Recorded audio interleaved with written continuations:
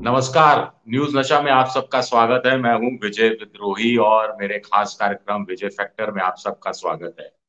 आज हम बात करेंगे विजय फैक्टर की और इस पर विचार करेंगे कि कुंभकर्ण 6 महीने नींद में रहते हैं, लेकिन कुंभकर्ण साहब पहले जाग जाएंगे क्या?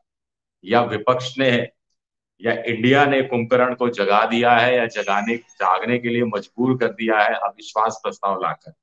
आप कहेंगे अविश्वास प्रस्ताव का इस कुंभकर्ण से क्या संबंध महाभारत के पात्र से?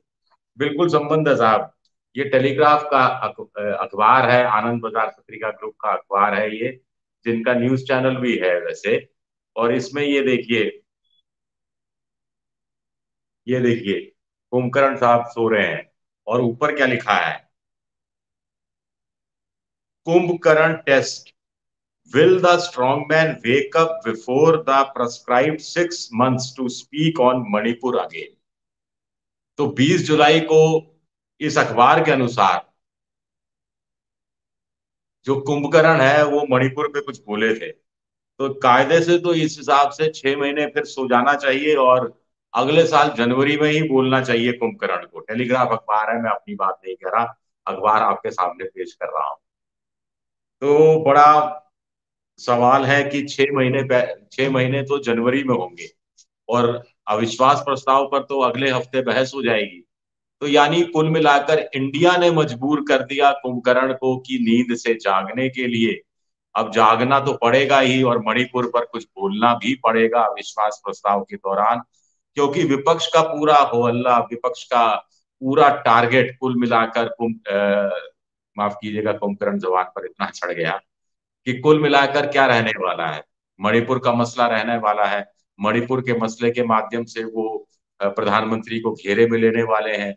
मोदी जी की मुश्किल है कि बोलते हैं तो क्या बोलते हैं, किस ढंग से देश के सामने वो मणिपुर सरकार का कोई क्लीन चिट तो दे नहीं सकते। तो क्या आलोचना करते हैं या फिर जैसा कि सिस्टम रहा है, रिवायत रही है 8 साल से 9 साल से बीजेपी के प्रधानमंत्री की और उनके नेताओं की, कि सब कुछ डाल दो किस पर? सब कुछ डाल दो पंडित नेहरू पर। तो क्या मणिपुर के लिए पंडित नेहरू को जिम्मेदार ठहराया जाएगा? ये बात क्या जनता के गले उतरेगी? सबसे बड़ी बात है कि मणिपुर यानी महिला मुद्दा, और महिला मुद्दा पर मोदी जी पहली बार चुप नहीं रहे हैं। इससे पहले ब्रिजभूषण शरण सिंह का भी मामला था, तब भी चुप रहे थे। अभी मैं थोड़ी देर पहले देख रहा था कि स्मृति ईरानी ने राज्यसभा में कुछ कह दिया कि मोदी जी मणिपुर के मसले पर इसलिए कुछ नहीं बोल रहे हैं क्योंकि अशोक गहलोत राजस्थान के मुद्दे पर नहीं बोल रहे हैं, छत्तीसगढ़ के मुद्दे पर कुछ नहीं बोला जा रहा, भूपेश बघेल द्वारा बंगाल बिहार के मुद्दे पर ममता बनर्जी से लेकर नीतीश कुमार ने भी। ये तो मुझे कोई तर्क समझ में नहीं आया। ये तो उतना ही बड़ा कुतर्क है जो कि प्रधानमंत्री नरेंद्र मोदी ने दिया कि नाम में क्या रखा है और फिर कह दिया इंडिया तो वैसे पीएफआई में भी आता है, इंडिया मुजाहिदीन इंडियन मुजाहिदीन में भी आता है और फिर ईस्ट इंडिया कंपनी में भी आता है। यार ये बातें अलग हैं, लेकिन कुल मिलाकर क्या विपक्ष का इसे एक मास्टर स्ट्रोक कहा जा सकता है कि मणिपुर पर आप चर्चा के लिए तैयार नहीं थे? यानी नियम 267 के तहत चर्चा के लिए तैयार नहीं थे, और जिसके तहत लंबी बहस होती है और उसपे वोटिंग का भी प्रावधान है। आप चाह रहे थे कि नियम 176 के तहत बहस हो, जिसमें 2 ढाई घंटे की बहस होती है, जिसमें कोई निकल कुछ है नहीं उसके अंदर। उसमें से 1 घंटा तो सत्ता पक्ष के पास चला जाएगा। तो और वैसे भी अविश्वास प्रस्ताव तो लाना ही था। 9 साल का कामकाज, 9 साल का बही खाता सामने विपक्ष अपने हिसाब से रखेगा और सोशल ऑडिट, पॉलिटिकल ऑडिट करने की कोशिश करेगा।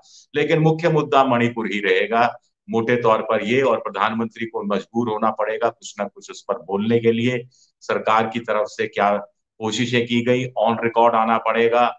और अगर वो नहीं बोलते हैं तो विपक्ष को पॉलिटिकल पॉइंट स्कोर करने का मौका मिल जाएगा कि साहब पहले ब्रिजभूषण शरण सिंह महिला पहलवानों के मुद्दे पर नहीं बोले, और अब राष्ट्र की अस्मिता, राष्ट्रवाद से जुड़ा हुआ, कानून व्यवस्था से जुड़ा हुआ, डबल इंजन सरकारों की विफलता सफलता से जुड़ा हुआ, महिला कल्याण से जुड़ा हुआ, महिलाओं पर यौन शोषण से जुड़ा हुआ, महिलाओं पर अत्याचार से जुड़े हुए मसले पर भी अगर कोई प्रधानमंत्री चुप है, तो क्या फिर टेलीग्राफ अखबार की उसी सुर्खी को, उसी कुंभकर्ण की बात को सही मान लिया जाए? सबसे बड़ा सवाल है।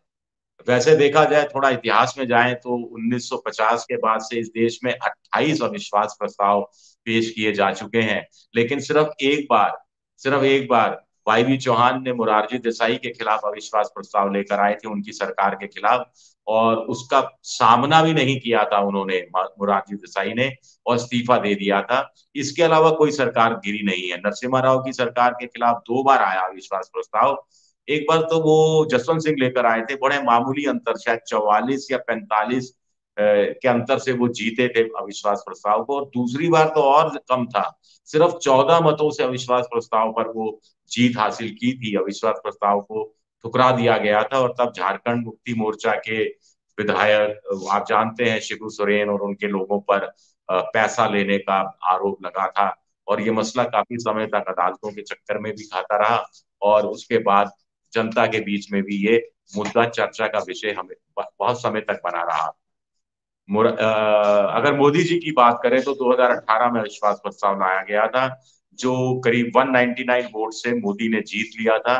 326 वोट उनके पक्ष में पड़े थे, और उससे 200 वोट आप कम समझ लीजिए, 127 या 126 वोट किसके पक्ष में पड़े थे?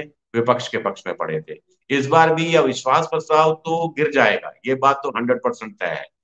लेकिन कहानी ऐसी चल रही थी कि मोदी सरकार इस बार जल्दी चुनाव करा सकती है। अगर जल्दी चुनाव कराए तो ये मानसून सत्र आखिरी सत्र होगा। और वैसे भी आप ध्यान करें, जब पहला अविश्वास प्रस्ताव पंडित नेहरू के खिलाफ आया था तो जेपी कृपलानी लेकर आए थे उसको।